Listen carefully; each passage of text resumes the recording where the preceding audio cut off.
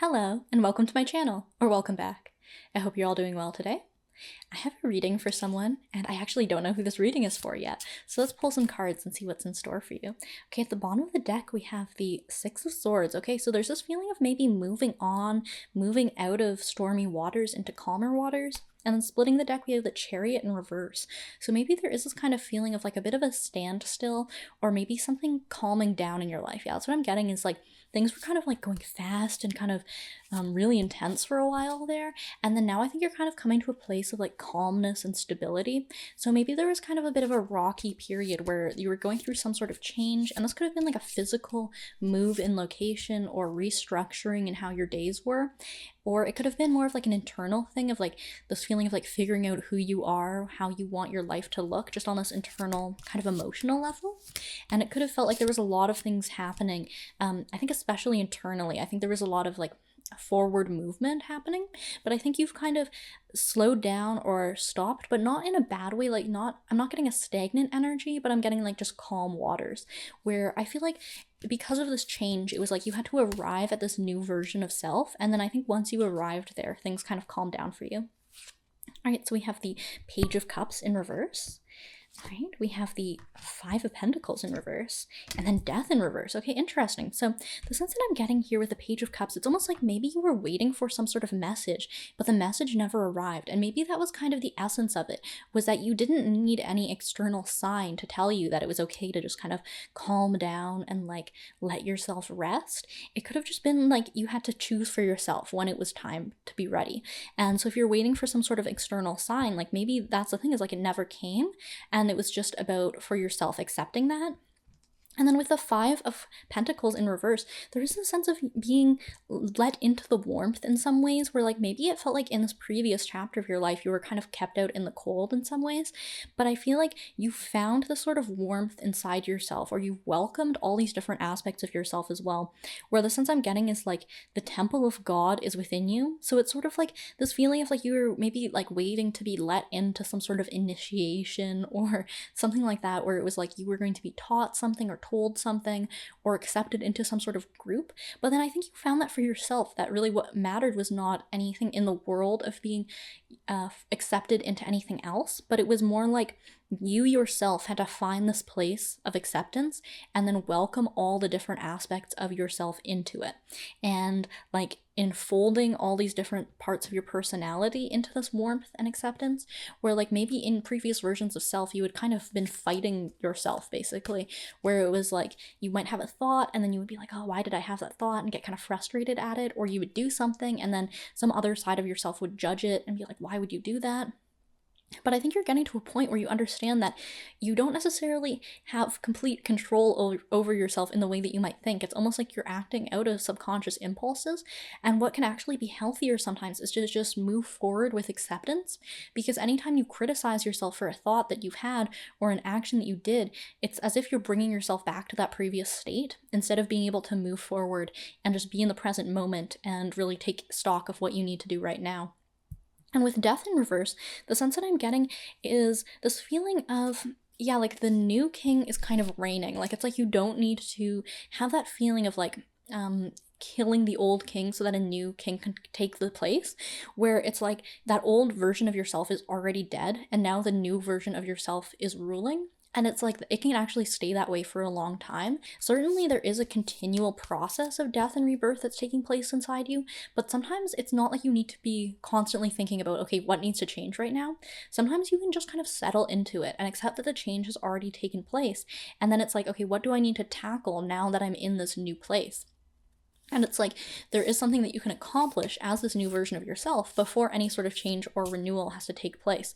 So I think it's kind of like releasing the pressure in some ways, or like taking the pressure off is the sense I'm getting of this feeling of like needing to work on yourself. I think is lessening. Like there's no work that needs to be done when it comes to like reinventing yourself. I think you've reinvented yourself already, and now the work that needs to be done is just taking action from that place. And then I dropped the Ten of Wands here. So I think that's really the sense that I'm getting, is you've dropped a burden, like you've let go of some sort of burden in your life where there might have just been something that you were clinging onto from the past that was just really weighing you down, or it was causing some sort of anguish or stress. Like it was just a really heavy burden to carry. And this could have been like a literal burden of like something in the world, of like a job or a relationship or a responsibility that just didn't really feel right for you, and you had to let that go. Or it could have been something internally, like just some sort of hang up, like I mentioned, this feeling of like constantly needing to work on yourself and improve yourself, or this feeling of wanting to be accepted in the world, or needing some sort of message, like some sort of validation telling you that you're on the right track.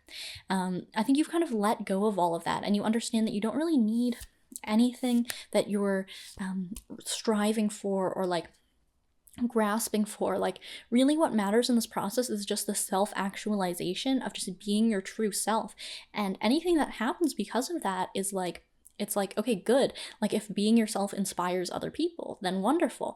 Or if being yourself leads to you creating some sort of piece of artwork that really feels like you've kind of executed your life's purpose, or you've brought something beautiful into the world, then wonderful, that's a great thing. But I think you're releasing that pressure of needing to have anyone respond or react to that and like tell you that you're doing the right thing, or have any sort of like marker in the world. Like I think you don't need any sort of monetary compensation to show you that you're on the right track.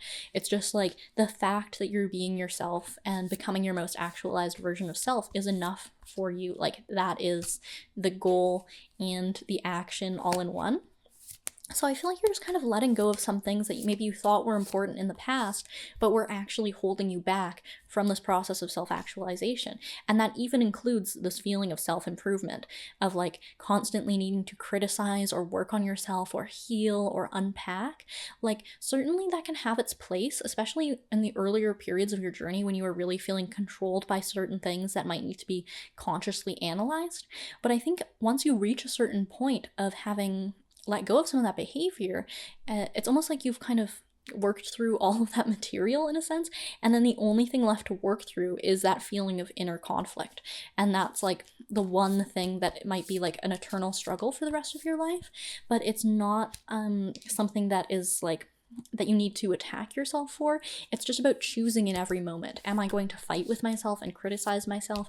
Or am I going to have faith that I'm on the right track, that I'm doing the right thing, that I'm being the person who I authentically am, right? And I think that's just like a choice that you make in every moment, to either accept yourself with loving arms or to criticize yourself and find something to attack and pick apart. And in some ways, this can almost be like a little bit of a crutch that we lean on, is like, if there's something wrong with us, then that means that gives us something to work on and fixate on, especially mentally, of like, okay, what's wrong with me? And you can sit there and just kind of ruminate, right?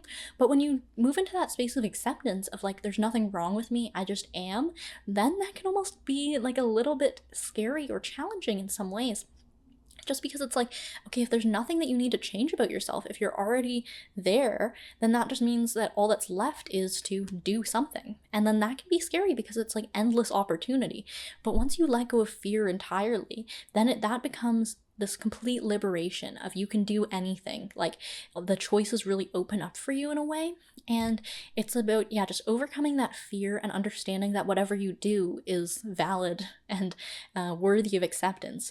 And to just take that pressure off a little bit, because the fear really comes from this place of like doing the wrong thing. And as soon as you release all of that, it's like you are just free to act and just be in the moment, like the way that an animal is in the moment, or like the birds flying overhead, they're not worried about like how they're being perceived or if they're doing the right thing. Or like a dog who's following a trail, he's not worried about like, okay, am I the best bloodhound in the world? Am I winning the Bloodhound World Championships? It's like, no, he's just sniffing the trail because that's what he picked up in the moment. That's just what he's doing right now. So that's kind of the sense that I'm getting from you right now, is like you're really learning to just be in the moment and let go of all of those built up preconceptions that you would have had in the past. And with the Four of Swords in reverse, so I'm kind of getting the sense of, yeah, like definitely some action is taking place where it's like you might have been in a very restful state in the past of like needing to relax, of needing to decompress in some ways, especially while you were going through this period of change. But in this next period of your life where you're stepping onto the throne as this new transformed version of self, it's like you kind of have that startup energy that then might dwindle over time before you might need to reinvent yourself again. But the sense that I'm getting is like right now, you're kind of ready to get the ball rolling on something. And this could be a project, or it could just be like a daily art practice, or it could be putting yourself out there in a new way that you haven't done before. And really, the sense I'm getting is like you have all the energy and passion and drive and fire within you to get the ball rolling on that. Like, you don't necessarily need to be in that same mode as you might have been when you were in a period of transformation, where sometimes it's almost like you're tending someone sick. Like, the sense I'm getting is like the rest cure, which I don't know if they do so much anymore, but definitely if you read a lot of old books and plays, there's like this, they would just send the sick person off to the beach or whatever, and they would just lie in bed for months. It's like the rest cure. And that's kind of what you go through in these periods of transformation, where it's like just needing to allow your body and mind to just shut off so that that process can take place without any interference or like a misdirection of energy. But then the sense that I'm getting is like you have been cured, like you're good. And then also with the sense that I'm getting with the Four of Swords in reverse is, I think again, it's like letting go of some of those feelings of like being remembered after you die, which is like, it's almost like you don't need to worry about that, because there is this feeling of wanting to leave behind a legacy, which I think is important to so many people. Because, first of all, that's a kind of eternal life. It's like, even after your body dies, your body of work is still remembered. But that is kind of like an egotistical pride sort of thing, where I think you can let it rest, where if you're being your true actualized self, you're going to be interesting enough, or you're going to produce change in other people's lives to the effect that you will be remembered anyway. So it's not really something you need to worry about just like trying to manufacture how you'll be perceived after you die, or like trying to physically manufacture things that will leave a legacy for you. Like, if there was ever this feeling of like, I want to write a really good book so that people will remember me, like maybe you're letting go of some of that and understanding that truly the way to be remembered warmly in people's hearts is by being yourself and just extending that loving care that you show to yourself, first and foremost, to other people. Because if you have any of that residue of like inner conflict, self-hatred, that sort of thing, that manifests in your treatment of other people. And this is something that can be really hard to grapple with, where you might genuinely think like, no, I'm a nice person, but I just hate myself. But that is really not how it works, because it's the same energy that you're showing yourself is what you're putting outwards. And even if you try to deny it, that is just how it works. And if you have any sort of self-hatred, it means you're caught up in a sort of egotism that will affect other people in a negative manner. I am getting the Page of Pentacles. So there is the sense of there's this new sort of admiration for the self in a way that is very new to you. Like, the sense I'm getting is like, in the past, if there was an admiration of self, like it was coming from that more egotistical place about trying to find something good about yourself that was like, okay, well, I'm a pretty person, or I have this special talent, or I've done a lot of good things for other people, like charity work. And that was kind of like how you tried to reassure yourself that you were not a bad person. But I think now you're finding this new sense of inherent worth in yourself that relates to like finding the inner Christ, of just that the self is something worthy of love and worthy of being admired, without any of those egotistical layers of like, because that's what breeds that conflict, is like you can almost always find a counterpoint of like, oh, I'm pretty, but then I'm vain, and then you're just like fighting with yourself again. But once you just kind of say, it doesn't really matter who I am on the level of ego, I'm worthy of love and abundance and just like having all your needs met, just on that level of just warmth and acceptance of self, it's just a very different way of existing in every moment. And I think that this is something new that you found, or maybe something that you've had a renewed sense of in this period of transformation and rebirth. All right, the Six of Cups. So the sense I'm getting is like, there's like this very generous, kind of sweet, emotion that comes through in this card, of just like, again, like this childlike sense of just being given a gift, not because of anything that you are particularly, but just because you're deserving of it inherently, where like this child who's giving another child this bouquet of flowers. It's not like anything like, oh, you're the prettiest girl in town, so therefore you get the bouquet of flowers. No, it's just this sweet, innocent thing of just like a nice gift being extended. And I think that this is something that you found in yourself first, of like I mentioned, with finding that sort of self-love. And then I think you're going to see it manifest in the world in that way. Like if you ever have this feeling of like, you know, not really being appreciated by the people around you, or like in romantic relationships, you know, in some ways feeling loved, but never really having that being loved for who you are sort of next level of just like really having that care and appreciation in your life. I think that was because you had to find that within yourself first. And I think that is something that you have found in yourself recently, and you will be seeing it manifested in your outer life, like perhaps receiving flowers, literally. All right, we have the Knight of Wands. So there's this feeling of like, again, like with that Chariot in reverse energy of like being at a standstill. Like I'm kind of getting the sense of like rearing up. Like maybe you're kind of taking inventory on what is in front of you or what your current situation is, where I'm kind of getting the sense like not quite hesitation, but definitely just like observing things, where it's like almost like watching for like a trap or something is what I'm getting. Where like, yeah, I feel like in some ways you might be going into traps of the ego, where I think you're able to catch yourself a little bit faster when this happens, though, where previously you might have really gotten engrossed in it and kind of like believed in it when the ego tried to lie to you. But I feel like there is this kind of like new feeling of death associated with that, where it's like it's almost as if you have permanently killed the ego in a sense, or disempowered it in a way that, you know, sometimes a thought might come in that almost feels like a kind of egotistical or a harmful thought that might get you caught up in like a negative thought loop.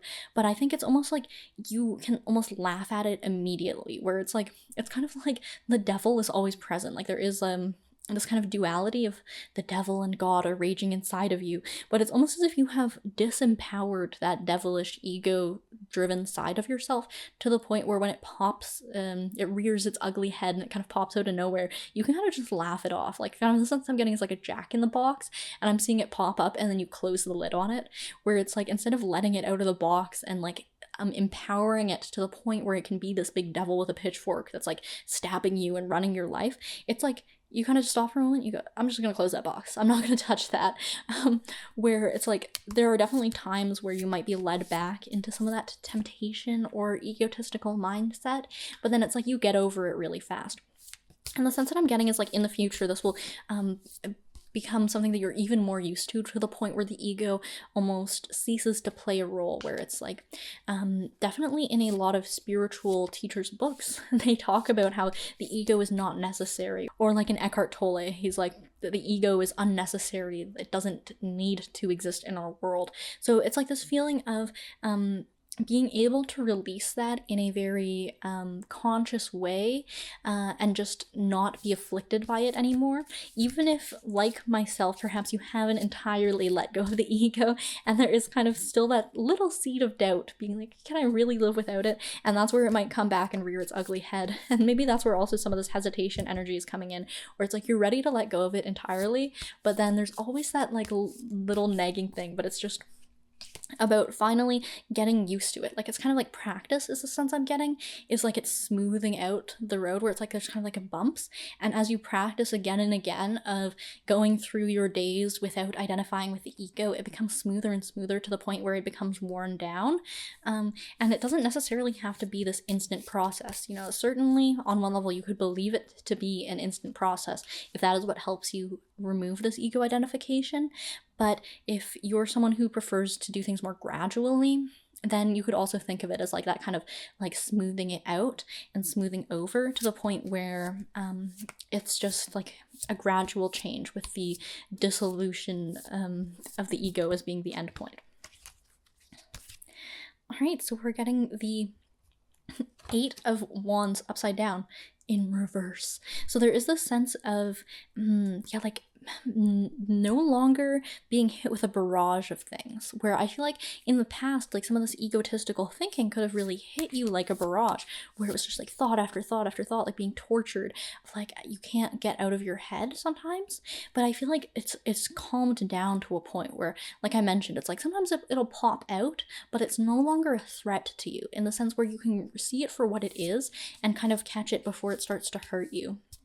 And I feel like this is really just part of this process of like learning to exist in this new frame of mind, in this new mentality that you might have been working towards for a long time. Or like I mentioned, you might have read about this in certain spiritual texts or in tarot reading videos that you've seen, where you understand how this process works and kind of what that frame set that mindset or frame of mind might look like in practice, but it wasn't something that you were really used to doing, of like being in it. So it's kind of like commanding a mech is what I'm getting, is like, I don't know, like Evangelion, or that's kind of like a dark one. I'm thinking of like Diva from Overwatch, okay? Like you're in your mech and you're doing all the commands, and it can be kind of like weird at first. Like imagine if you were in a mech for the first time and you had to try and pick up a glass of water. Like you would probably smash the glass or the water would spill everywhere. And that's kind of the sense I'm getting, is like you're just getting used to piloting your vessel in a very new way. And it's not necessarily something that you have to be, again, like at conflict with yourself for, where there could be times where you might feel tempted to criticize yourself for making those mistakes, but it's really just a matter of not necessarily seeing it as a mistake, but just seeing it as inhabiting this new process that's taking place. All right, so we're getting the devil upside down now. Okay, so there is this in reverse. There is the sense of yeah, like you have kind of conquered this energy where you have disempowered it from the place that it used to hold in your day-to-day life, where there could have been periods in your life where it genuinely felt like you were being tortured by the devil. Like essentially you were living on like hell on earth.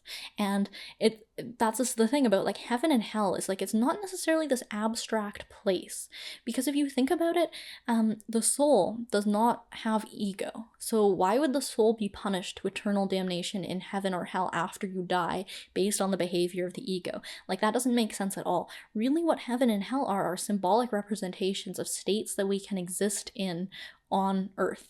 So heaven is like the kingdom of heaven that you find within you. Like I mentioned with this, like you're finding the temple of God or the inner Christ within you, and that's how you reach that state of kind of heavenly existence. And similarly, the devil is a state that you can be inhabiting, and it will show up in your material reality as well as your internal reality. So like being tortured by thoughts of self-hatred or of situations that maybe didn't go so well for you, and just like replaying them in your head.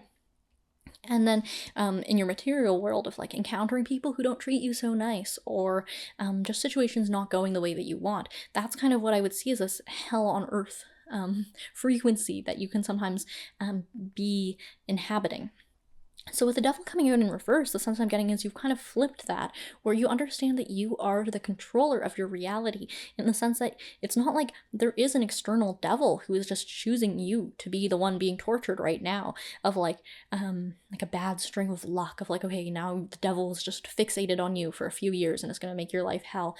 It's really more like you get to choose, but it's a little bit more complicated than just verbally saying, okay, I don't want to suffer anymore, because maybe there's been times where you did that and then you were like, well, why am I still suffering? But it's like you need that really strong conviction of like being done with that energy and really wanting for yourself to move into this new way of like self-love and self-appreciation, that is just a totally different way of being. And it totally disempowers the devil, where before, when you were living in like a hell on earth type of scenario, it might have felt like the devil was this really all-powerful, almighty figure that could control your whole life, right? But like I mentioned, it's like as you move into this way of living that is more loving and not fearful, then it's like you kind of see the devil as just like this plaything or this illusion, or like I mentioned, the Jack in the Box, of just like it is like cardboard, or it's like something you would crush in your hand, where it no longer has to have any power over you whatsoever. Where before you might have thought the devil is controlling your thoughts, I'm sorry, that sounds kind of like freaky. I don't mean this in like you're having devious thoughts about killing anyone or anything. Like it's not that dark, but like when you're torturing yourself and like getting caught in these kind of thought loops about like I'm unlovable, or this didn't work out for me, or I wish this could have gone this way. That's essentially the devil controlling your thoughts. But when you move into this place of like letting Christ control your thoughts, or thinking like Christ, which is the inner Christ, okay, I'm not talking about Jesus the man, but like the inner Christ that you find for yourself, then it's like everything's all pleasant. Like you're living in a very pleasant reality. And it is really just about making this choice for yourself and truly believing it, truly having the conviction, which is, it's both easy and difficult at the same time, where in some ways it's like the most challenging thing you will do, and it's the choice that you're being offered in every moment, but also it's easy in the sense that it's like you just have to make the choice. Yet so many people go years of their life without making this choice, and it's like you don't want to think of it as difficult, because then it'll be difficult for you to do, right? Or if you think like, if it's so difficult to find Christ and find spirituality, then you might suffer more because you aren't making that choice. But at the same time, it's a bit of a paradox, right?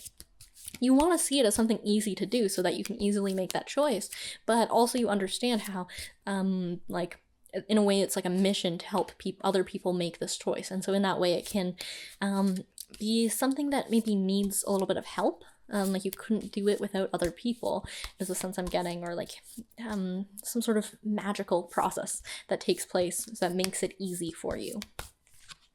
All right, the Two of Swords.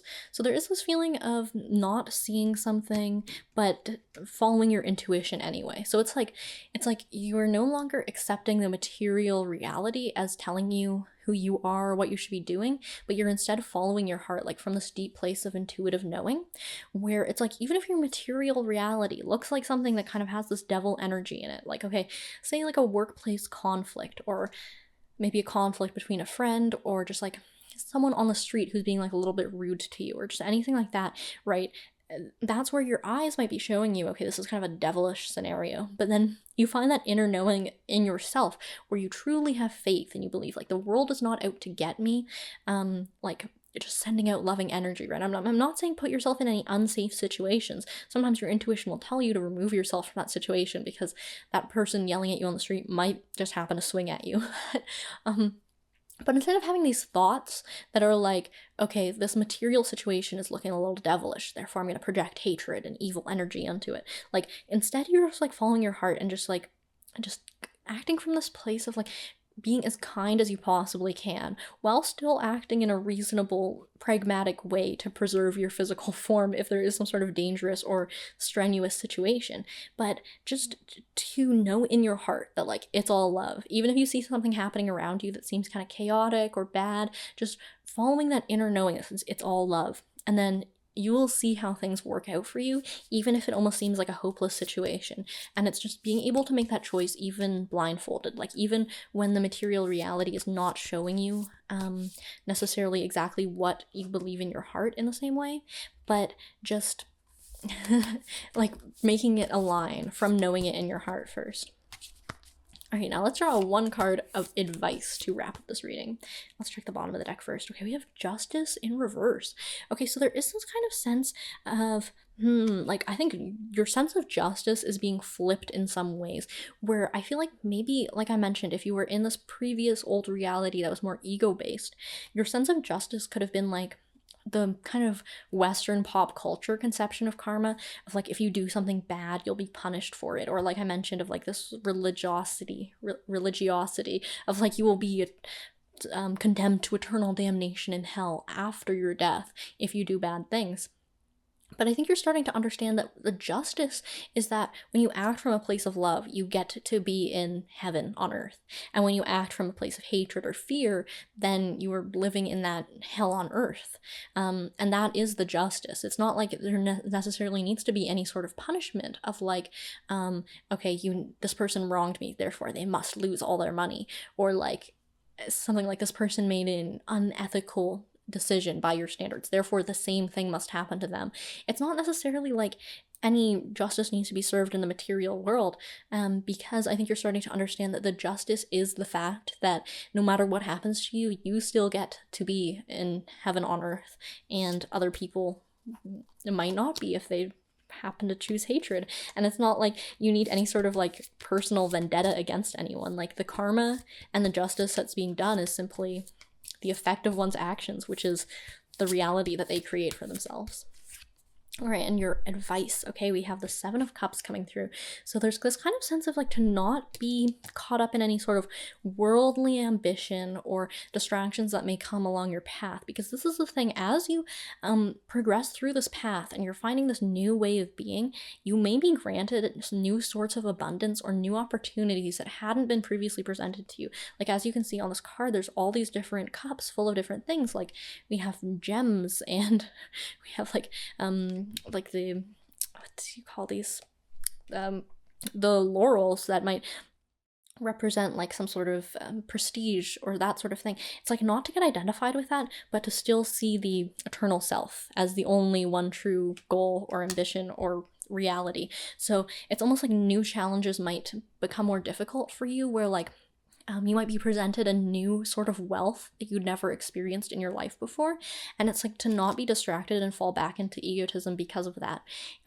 But instead to continue this quest of just seeing love in the world and understanding that part of your quest is not just to do anything in the material world of creating art or changing people's lives in that way, but to continue spreading this eternal gospel of being able to find one's own inner Christ, inner redemption, and self-empowerment, really, like spreading the message of self-empowerment, no matter how you may be tempted to sell out or return to egotism. But like this feeling of like arrogance that sometimes happens, where it's like, okay, I'm king of the world now. But it's like to always remind yourself that you should be reminding others that they could accomplish the same thing, and that they should also be looking inside for their own sense of power rather than you exerting your power over them. All right, well, thank you so much for watching this reading. I hope that it resonated with you. And if you're interested in getting a custom reading, please shoot me an email. And as always, thank you so much for watching, and I hope to see you in the next one.